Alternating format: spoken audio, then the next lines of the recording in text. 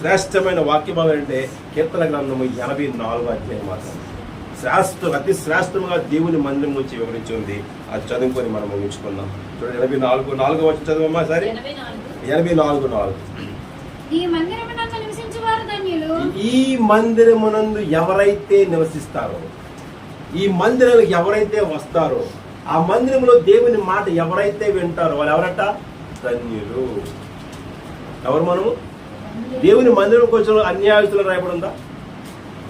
ధన్యులు అని రాయబడి ఉంది. దేవుని మందిరములో ఉంటున్న మనము ఎప్పుడు ధన్యత కలిగి ఉంటాం. దేవుడు మందిరంలో నివసిస్తున్న మనకి దేవుడు ఎప్పుడు ధన్యతనిస్తూ ఉంటాడు. ఒకవేళ శ్రమ రావచ్చు, ఇరుకు రావచ్చు, ఇబ్బంది రావచ్చు, శోధన రావచ్చు, కానీ ప్రతి దాని నుంచి కూడా దేవుడు విడుదల కలుగజేసి మనకు ధన్యతే కలుగజేస్తాడు. అపజయానైతే ఇచ్చేవాడు కాదు దేవుడు, జయం సంకేతం పలికించేవాడు దేవుడు మనలోట. హల్లెలూయా. నేను మనల్ని ఓడిపోయేటట్టు చేసేవాడు కాదు దేవుడు, మనల్ని గెలిపించే ప్రయత్నంలో ఉన్నవాడు దేవుడు. మనం నశింప చేసేవాడు కాదు దేవుడు. మన దేవుడు మనల్ని రక్షించి కాపాడి ఇతరులకు అనేకులకు సాక్షులుగా నిలబెట్టేవాడు దేవుడు మన దేవుడు. ప్రియమైన వల్ల మందిరానికి అంత శ్రేష్టమైన లక్షణాలు ఉన్నాయి. మందిరంలో అంత అద్భుతమైన కార్యాలు జరుగుతాయి. 10వ 10, 11, 12 అదే నీ ఆవరణములో ఒక దినము గడుపుట ఎన్ని దినములట? 1000 దినములు. ఒక రోజు గడపనండి. నెలకొక్క రోజు బాధపడని అందరూ కూడా 24 గంటలు ప్రార్థన మీతో నేను ఎలా నడిపించాలో ఆలోచిస్తున్నాను. 24 hours చైన్ గొలుసు ప్రార్థన చేయాలి ఆశపడుతున్నారు. ఇది కుక్కలతో కట్టుకుని గోదావరి దగ్గర అవడం. ఇది నెలకొక్కసారి వచ్చి ఆల్రెడీ ప్రేర్ ఎన్ని బాధలు చెప్తారంటే, బాబో ఇన్ని బాధలు ప్రపంచంలో ఎవరి దగ్గర నేను వెళ్ళలేదు. అన్ని బాధలు, అన్ని సమస్యలు ఇన్ని చెప్తారంటే, ఈ సమయంలో ఒకవేళ ఎవరైనా మన తాలూకోలు ఏమైనా గుడుకుమంటే ఏం చేస్తాం? కాళ్ళు ఈడ్చుకోవాలని పోతాం మనం. సో ఎక్కడికి పోతున్నాం? మనమే శవం దగ్గర పరిగెట్టడానికి ఇష్టపడుతున్నాం, కానీ సజీవుడిని దేవుడి దగ్గర రానది కష్టపడిపోతున్నాం. బాధ ఏమంటే భర్త మా భార్య ఎలాగంటుంది, మా పిల్లలు మాట్లాడట్లేదు, అది ఇలాగలిగితే ఏమి షాకులే అన్ని ఎదుర్కొన్నాను అనమాట. ఎక్కడ దొరుకుతాయి చెప్పండి? ఎక్కడ దొరుకుతాయి షాకులు? మనకి ఎదుర్కొనే ప్రయత్నం. దేవుడు మందిరం అనగానే ఆ ప్రతిష్ఠ దినములు అందరికంటే ముందు నేనే వెళ్ళిపోవాలి, నేనే ఉండాలి, వెళ్ళి కనీసం ఒక 5 నిమిషాలు 10 నిమిషాలు ప్రార్థన చెయ్యాలని కోరిక కలిగి ఉండాలి.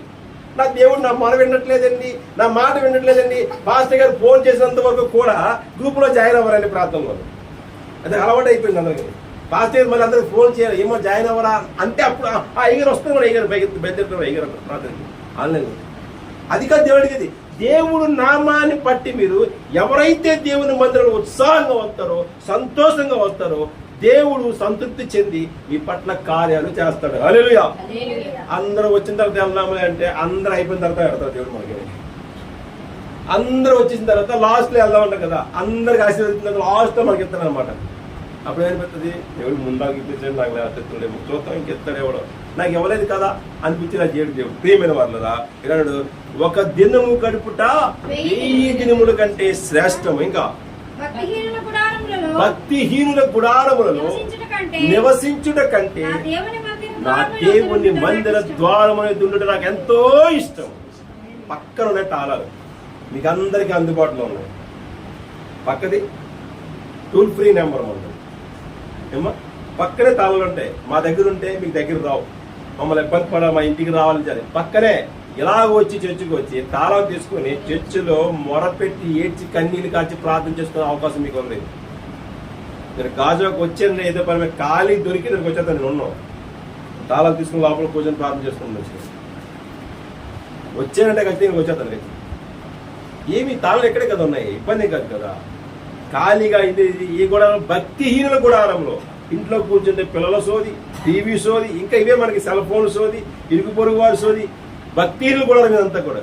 దేవుని మందిరంలోకి వస్తే చెప్పండి, నువ్వు భక్తివంతులు అవుతావు, నీకు ఆశీర్వాదాలు అవుతాయి. ఇంటి దగ్గర పడుకుంటే రావు, వ్యర్థం అన్నాడు దేవుడు. ప్రియమైన వాళ్ళదా, భక్తిహీనుల గుడారంలో నివసించిన కంటే నా దేవుని మందిర ద్వారములో ఉండట నాకెంతో మేలు. ఇంకా దేవుడైన యెహోవా సూర్యుడును కేడమునై ఉన్నాడు. యెహోవా కృపయు ఘనతయు అనుగ్రహించును, యథార్థముగా ప్రవర్తించు వారికి ఏంటంటే నీ జీవితంలో నువ్వు దేవుడు సత్యంగా యథార్థంగా తితే నీకు ఏ మేలు కూడా చేయకుండా ఉండడట. ఏ మేలు అంటే A to Z. నీ ప్రతి అవసరతను నీకు ఏ సమస్యలు ఉన్నాయో ప్రతీది కూడా తీరుస్తాను అన్నాడు ఆయన. యథార్థముగా ప్రవర్తించేవాడు. సో ఇప్పుడు మనం యథార్థంగా ఉన్నామంటే ముందు దేవుని మందిరానికి రావాలి. దేవుని మందిరంకి వచ్చామంటే దేవుని మాటను వినాలి. దేవుడి మాటను వినమంటే నువ్వు అంగీకరించడం దేవుడు పరిపూర్ణంగా. నువ్వు దేవుడి మాటను అంటే నిజంగా దేవుడి తర్వాత దేవుడి మీద ఆధారపడి జీవించడం, దేవుడి చిత్తానుసారంగా నడవడం. నువ్వు దేవుని మాట ఎప్పుడైతే విన్నావో దేవుని చిత్తానుసారంగా నడుతున్నావు. అందుకే దావీదు పోతున్నాడు, నీ చిత్తానుసారంగా నడుచుటకు నాకు నేర్పయ్యా అంటున్నాడు. ఒక నిబంధన చేసుకోండి, అయ్యా నా చిత్తం కాదు, నా ఇష్టం కాదు, నీ ఇష్టము నెరవేర్చబడాలి అని కోరుకోండి. దేవుడి చిత్తం ఏమైందో ఆ ఇష్టానుసారంగా నువ్వు జీవించగలుగుతావు. కోల్గేటు వ్యాపారం చేసినప్పుడు కూడా ఆ పళ్ళ పౌడర్ అమ్ముకోవడం కూడా డబ్బులు సంపాదనగా మొదలుపెట్టాడు, కానీ పతనమైపోయింది వ్యాపారం అంతా. ఎప్పుడైతే ఈ వాక్యాన్ని పట్టుకొని వెళ్ళి ఆ దైవజనుడి చేత చదివించుకొని ఆ వాక్యంలో గూఢమైన భావాన్ని గ్రహించాడు, వెంటనే దేవుని విశ్వాసం కలిగాడు, వ్యాపారాన్ని పునఃప్రారంభించాడు, విస్తారముగా సంపాదించుకున్నాడు. ప్రతి అవసరం దేవుడు అందుకు తీర్చాడు. హల్లెలూయా. సైకిల్ మీద వెళ్ళేవాడు విమానాల మీద తన సరుకు వెళ్తున్నాయి. ఏమో సైకిల్ మీద ఇంటికి వెళ్ళి అమ్మేవాడు కోల్గేట్ పేర్చుకుని కొంటారా పౌడర్ కొనుక్కొని. విమానాల మీద అన్ని దేశాలకి ప్రపంచవ్యాప్తంగా ఈ పేస్టులు వెళ్తున్నాయి. కారణం ఏంటి? దేవుని చిత్తానికి దేవునికి బందీ అయిపోయిన ప్రతి ఎప్పుడు కూడా అలాగే ఉంటుంది. హల్లెలూయా. అది పొదుగు ఉండదండి, కొరత ఉండదు. ఎప్పుడు కూడా ఇది నాకు లేదు అన్న మాట రాదంట. అది దేవుడి చిత్తం. ప్రేమ కనుక దేవుడి మందిరం మీద ధ్యానం ఉంచుకోండి. ప్రతి ఒక్కరు దేవుని బైబిల్ కలిగి ఉండండి. 56 యెషయా గ్రంథం 56 అధ్యాయము 7వ వచనం చదువుకొని మనం ముగించుకుందాం. యెషయా గ్రంథం 56 అధ్యాయము 7వ వచనం. నా ప్రార్థన మందిరములలో దేవుడు ఏం చేస్తాడు? ప్రార్థనా మందిరంలో మనల్ని సంతోషపరుస్తాడట. నా ప్రార్థనా మందిరంలో వారిని ఆనందింపజేసేదను. నా బలిపీఠం మీద అర్పించు దహన బలులను నాకు ఏవోదేటో నువ్వు ఇచ్చే ప్రతి కానుక కూడా ఆయన అంగీకరిస్తాడు, యాక్సెప్ట్ చేస్తాడు. ఏమో ఫ్రెండ్ రిక్వెస్ట్ పెడతాం సెల్ ఫోన్, యాక్సెప్ట్ చేస్తాం దేవుడు. నువ్వు ప్రతి నీ యథార్థంగా నువ్వు వేసిన ప్రతి కానుక కూడా ఆయన అంగీకరిస్తాడు, నైవేద్యం అంగీకరిస్తాడు ఆయన. ప్రియమైన వాళ్ళరా, ఇది ప్రార్థన మందిరము.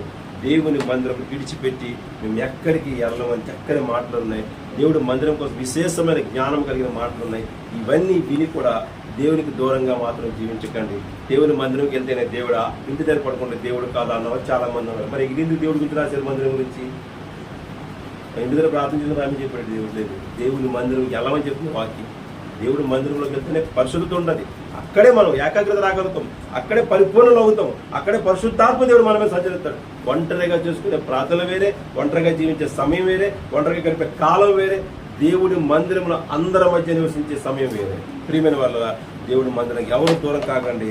అంచులంచులా దేవుడి మందిరాన్ని దేవుడు అభివృద్ధి పరుస్తున్నాడు. కనుక మనం అందరూ నిలిచి ఉండే ఈ సమయం అందరూ ఈ కేక్ కట్ చేసుకొని మనము యొక్క ఈ 4 సంవత్సరాలు పూర్తి 5 సంవత్సరాలకి వెళ్తున్నాము, 5 సంవత్సరాలుగా 6 సంవత్సరాలకి వెళ్తాం.